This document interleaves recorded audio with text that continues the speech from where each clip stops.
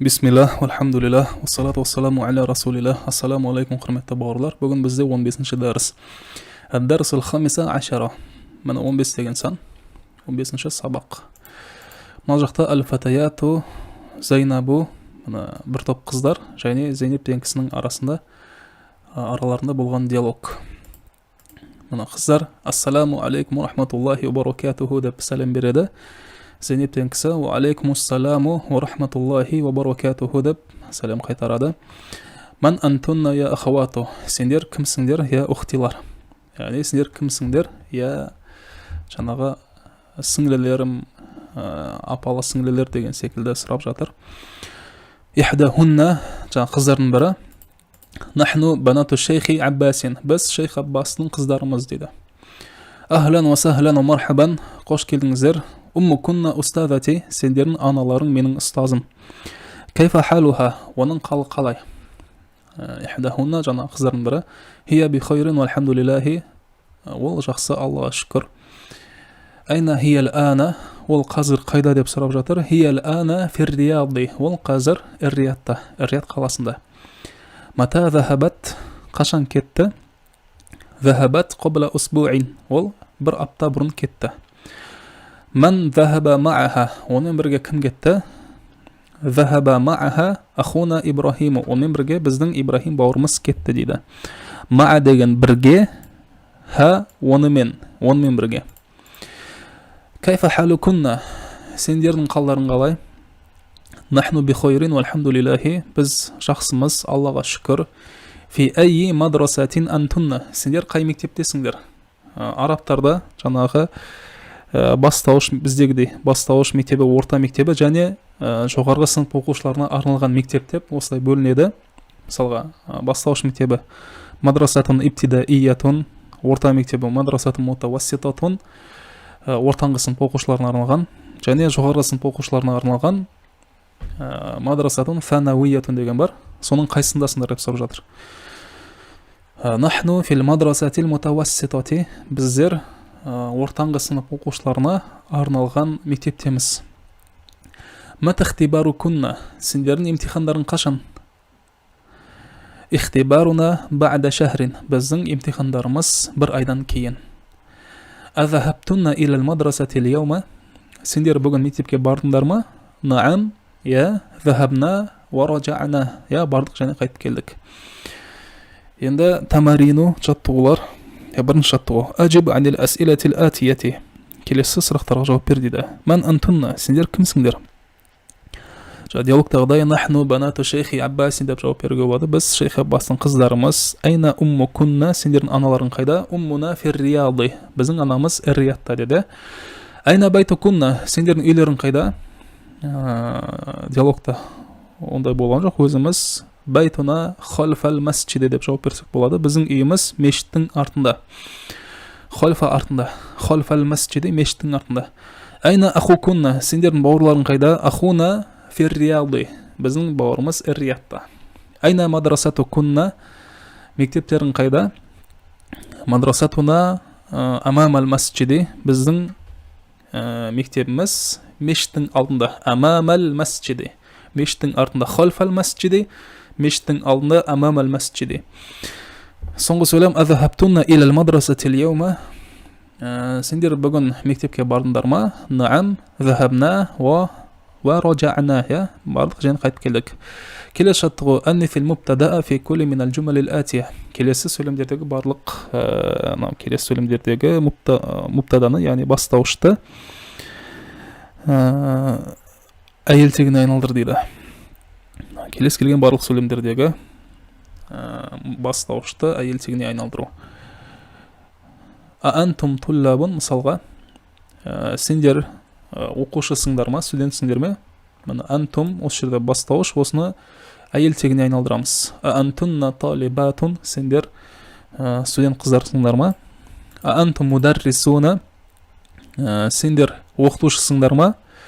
Антунна мударрисатун. Сендер оқытушы әйелісіңдер ме?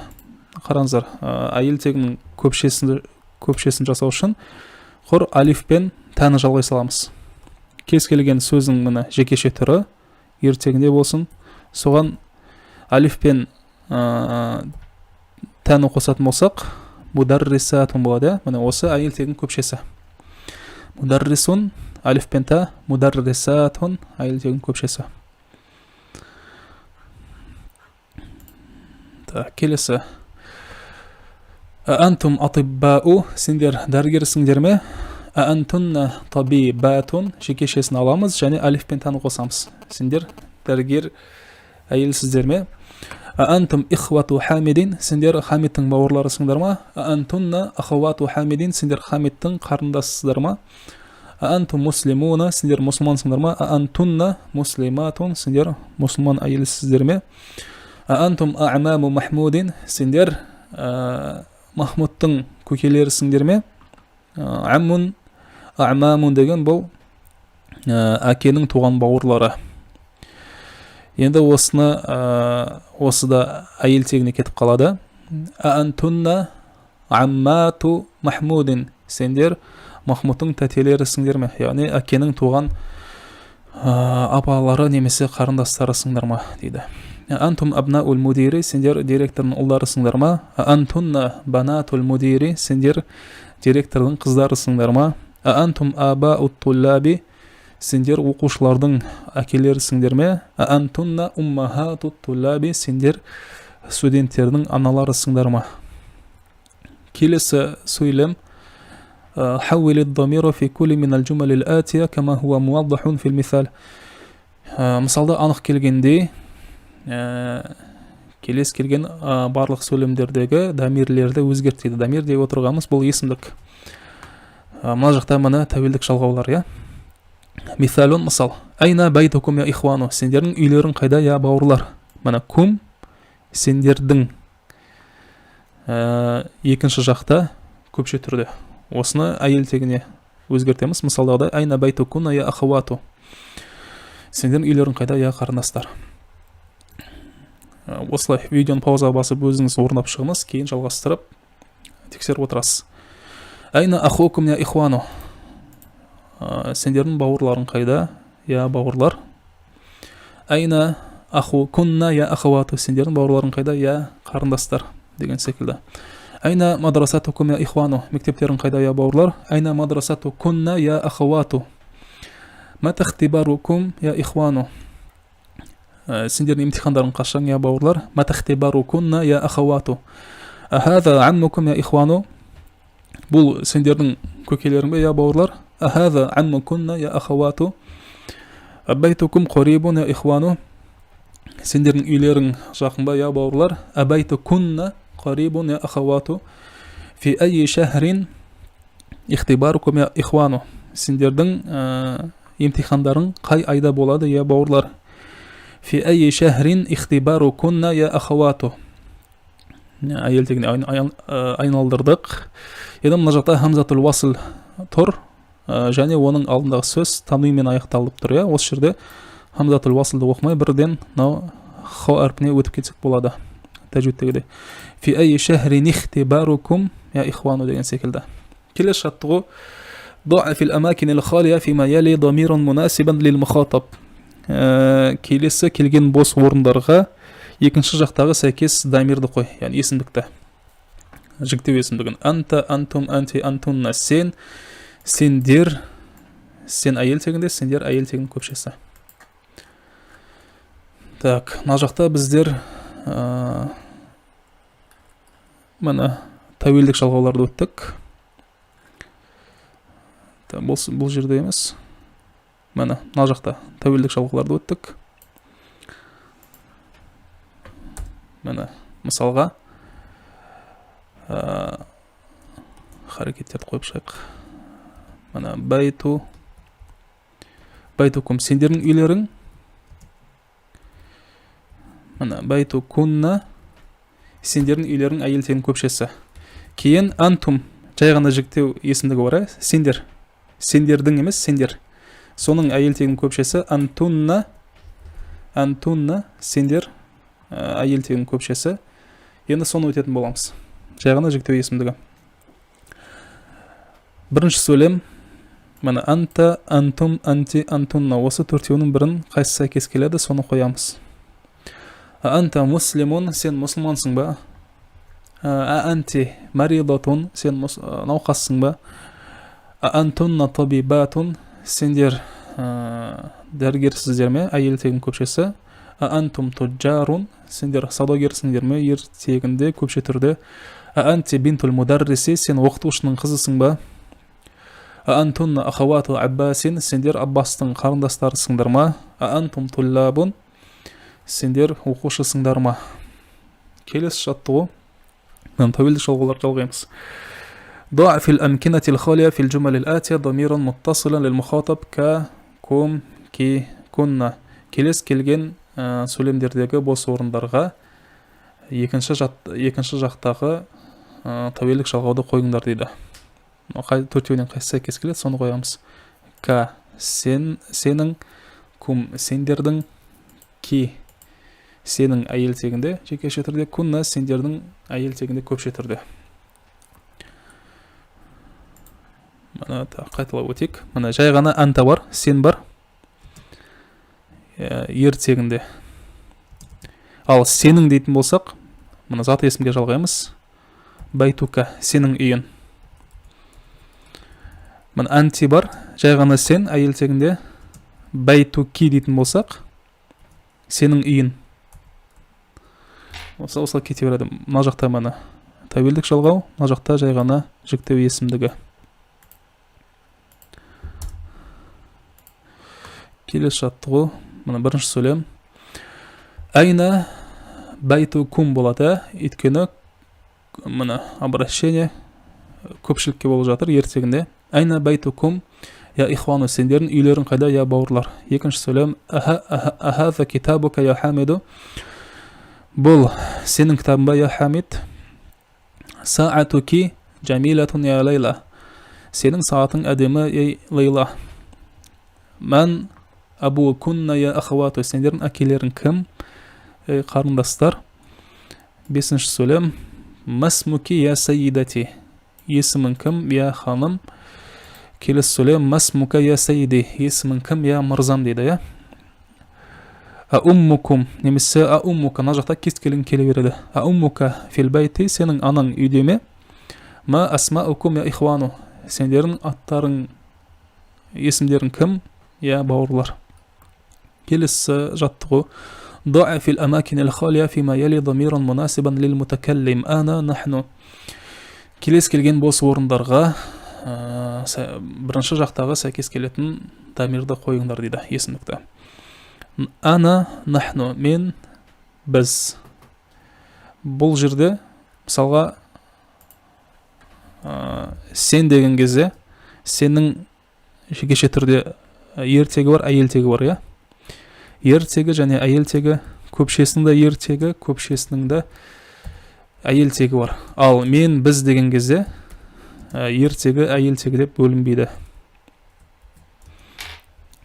Жай ғана жекеше немесе көпше, бірақ ер мен әйел тектеріне ортақ.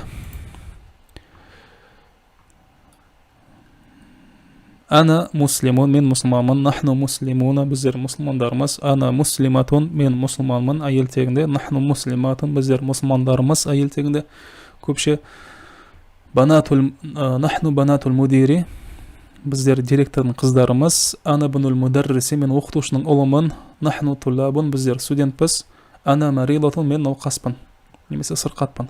Келесі жаттығу. Иқра уактуб, оқы және жаз. Мына жақта видеоны паузаға басып өзіңіз оқып аударып шығасыз, кейін видеоны жалғастырып аударманыңызды тексересіз. Одан кейін көшіріп жазуды ұмытпаңыз арабша. ذهب أبي إلى القاهرة قبل أسبوع. Менің әкем Каирға бір апта бұрын кетті. متى خرجت من الفصل يا محمد. Сыныптан қашан шықтың, ей Мұхаммед. خرجت بعد الدرس. Мен сыныптан сабақтан кейін шықтым, я? Дәрістен кейін шықтым. Мына қараңыздар. Анта сен, байтука сенің үйін. Бұл зат есімге осындай тәуелдік жалғаулады. Ал етістікке антаның соңғысы жалғанады. Хорочта, сен шықтың. Мына жай ғана сен, сенің үйін, сен істедің деген болса, мына сен шықтың. Хорочта. мен жай ғана ана, байти менің үйім, мен істедім, мен шықтым деп айтатын болса хорочту. Осыған да мән беріңіздер.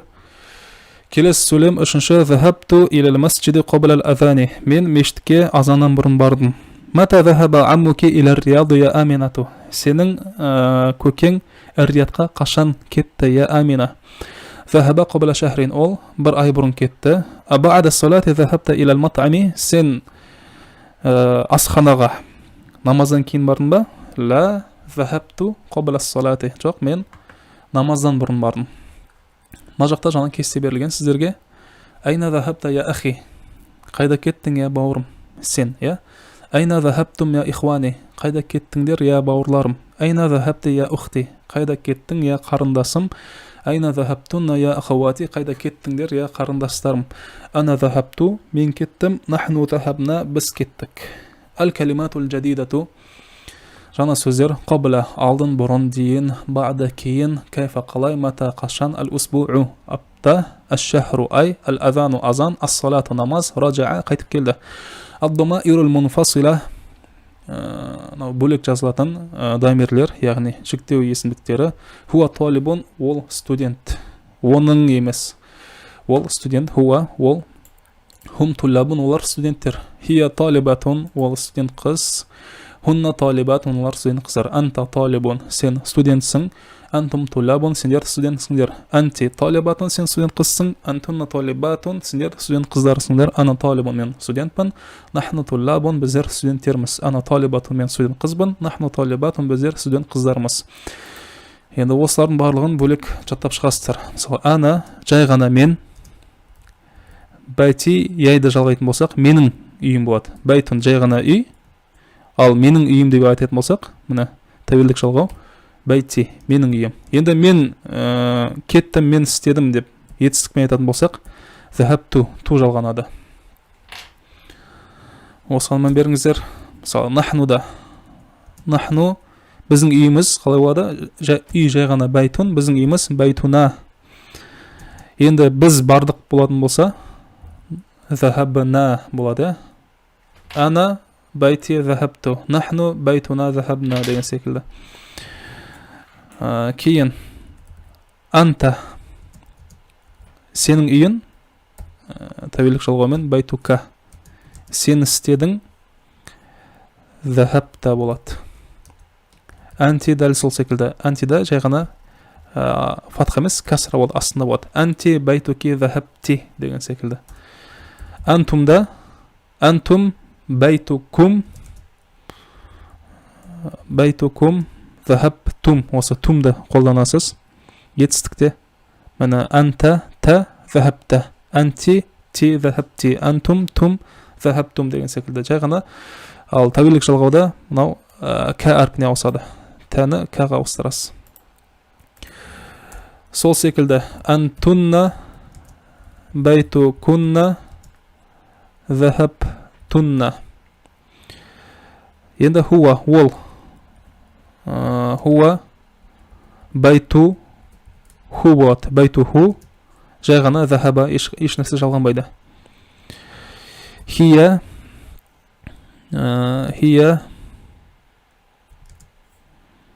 байтуха болады.